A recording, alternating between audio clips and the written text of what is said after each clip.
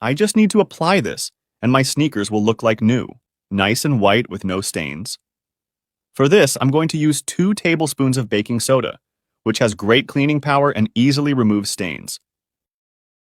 Next, we'll add some toothpaste. And you can use whichever one you prefer. Finally, add a little dish soap. And just like with the toothpaste, use whatever you have at home. Then I mix it very well until it forms a smooth paste.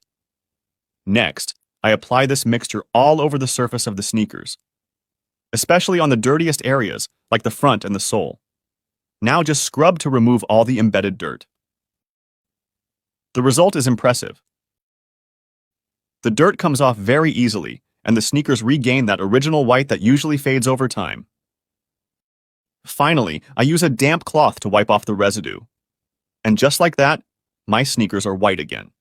It's a practical way without spending money on expensive products. The cobblers don't want you to know this, but here I'll reveal the trick. If you want your shoes to always shine and stay protected, this mixture is all you need. For that, place 1 spoonful of petroleum jelly in a container, 3 spoonfuls of baby oil, and finish with 3 spoonfuls of white vinegar. Then mix well until everything is completely blended.